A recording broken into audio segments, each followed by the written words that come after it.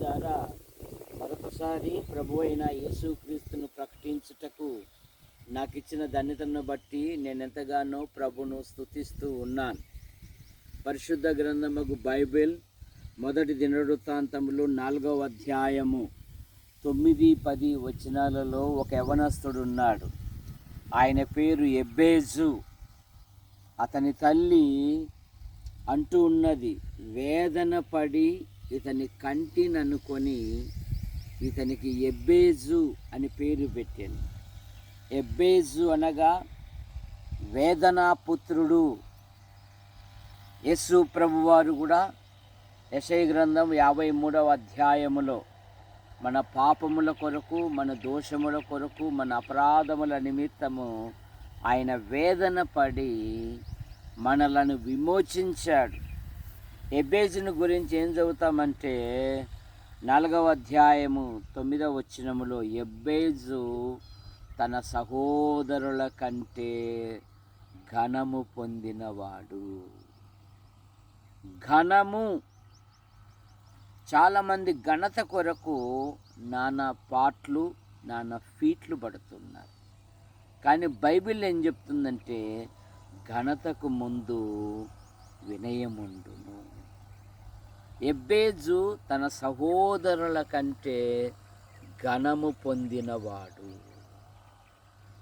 ఎలాగూ తన ఆధ్యాత్మిక జీవితంలో, ఎబ్బేజు జీవితంలో మనకు అనేకమైన విషయాలు మనకు దొరుకుతాయి. బైబిల్లో అక్కడక్కడ ఘనత నొందిన వారు, ఘనము పొందినవారు బైబిల్లో అక్కడక్కడ మనకు దొరుకుతారు. ఎలీషా కాలములో షూనేము పట్టణములో ఘనురాలైన ఒక స్త్రీ అనే మాట మనం చూస్తాం. అపోస్తల కార్యాలు 17వ అధ్యాయములో వీరు తెస్సలోనికలో ఉన్న వారి కంటే ఘనులై పౌలు శీల చెప్పిన వాక్యము అలాగూ ఉన్నవు లేవు అని వారు లేఖనములను పరిశోధించారట. కనుక ఎబ్బేజు తన సహోదరుల కంటే ఘనము పొందినవాడై. కారణం ఏమంటే ఎబ్బేజు గొప్ప ప్రార్థనాపరుడు. ఏమంటున్నాడు? నువ్వు నన్ను ఆశీర్వదించు అంటున్నాడు. మొదటి మాట ఏమంటున్నాడు? నన్ను ఆశీర్వదించు. యాకోబు మరి ఆదికాండం 32వ అధ్యాయంలో యాకోబు ఒక్కడు మిగిలిను. ఒక నరుడు తెల్లవారు వరకు పెనుగులాడుచుండెను అనే మాట మనం చూస్తాం. హోషేయ గ్రంథం 12వ అధ్యాయములో మగసిరి గలవాడ యాకోబు దేవునితో పోరాడెను. అతడు దూతతో పోరాడి జయమొందెను. అతడు కన్నీళ్లు విడిచెను. అతడు దేవుణ్ణి బతిమాలెను అనే మాట మనం చూస్తాం. దేని కొరకు? నన్ను ఆశీర్వదించితేనే కానీ నేను నిన్ను విడువను. ఈ యవనస్తుడు కూడా ప్రభుని అడుగుతూ ఉన్నాడు. ఏమని? నీవు నన్ను ఆశీర్వదించు అంటున్నాడు. యవన పిల్లలారా, మీ ఆధ్యాత్మిక జీవితంలో మీ తల్లిదండ్రులు వారి స్థాయిని బట్టి మిమ్మల్ని ఉన్నతమైన చదువులు చదివించారు, మంచిదే. కానీ యవన ప్రాయంలోనే మీరు ప్రభు అయిన యేసుక్రీస్తు కాడి కిందికి వచ్చి ఎబ్బేజులాగా నన్ను ఆశీర్వదించు అని ప్రభుని అడగాలి. ప్రభువా, నా భవిష్యత్తులో, నా జీవితములో నీ సంకల్పాలు, నీ ఉద్దేశాలు ఏవైతే ఉన్నవో అవి నెరవేర్చు అని ప్రార్థించాలి. ఎబ్బేజు ప్రార్థిస్తూ ఉన్నాడు. యేసు ప్రభువారు కూడా మార్కు సువార్త 1వ అధ్యాయం 35వ వచనములో ఆయన పెందల కడే లేచి చాలా చీకటి ఉన్నంగానే అరణ్య ప్రదేశమునకు వెళ్ళి అక్కడ ప్రార్థన చేస్తూ ఉండేననే మాట మనం చూస్తాం. అంత మాత్రమే కాదు, ఎబ్బేజు ఏమంటున్నాడంటే దేవునికి మొరపెడుతూ ఉన్నాడు. మరి 50 కీర్తన 15వ వచనములో నీవు నాకు మొరపెట్టుము, నేను నీకు ఉత్తరం ఇచ్చేదను.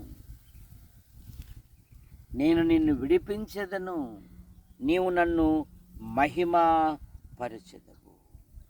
ఎబ్బేజు అంటున్నాడు, నా సరిహద్దును విశాలపరుచు, నన్ను విస్తరింపచేయి, నన్ను అభివృద్ధిపరచు. అయ్యా, నా జీవితంలో నీ గొప్ప కార్యాలు జరిగించు, నన్ను అభివృద్ధిపరచు అంటున్నారు. ఎంతమంది తల్లిదండ్రులు మరి యవన పిల్లలు ప్రభుని అడుగుతూ ఉన్నారు, నన్ను అభివృద్ధిపరచు, నన్ను ఆశీర్వదించు అని అంటున్నాడు. నా సరిహద్దును విశాలపరచు అంటున్నాడండి. నన్ను విస్తరింపజేయని అడుగుతున్నాడు. యవన పిల్లలు ప్రభు మీద ఆధారపడాలి. మరొక మాట అంటున్నాడు, నీ చెయ్యి నాకు తోడుగా ఉండ దయచేయి. ఏం కోరుకుంటున్నాడు? దేవుని హస్తము నాకు తోడుగా ఉండాలి అన్నాడు. దేవుని హస్తము స్వస్థపరిచే హస్తము, దేవుని హస్తము కాపాడే హస్తము, దేవుని హస్తము ఆశీర్వదించు హస్తము. అందుకని నీ హస్తము నాకు తోడుగా ఉండ దయచేయి అంటున్నాడు. నాకు కీడు రాకుండా దానిలో నుండి నన్ను తప్పించుము. అతడు అడిగిన దానిని దేవుడు అతనికి దయచేసిననే మాట మనం చూస్తాం. కనుక ఎబ్బేజు అనగా వేదన. ఎబ్బేజు తన సహోదరుల ఘనము పొందినవాడు. ఎబ్బేజు ప్రార్థించువాడు. ఎబ్బేజు నన్ను ఆశీర్వదించు అంటున్నాడు. ఎబ్బేజు దేవునికి మొరపెడుతూ ఉన్నాడు.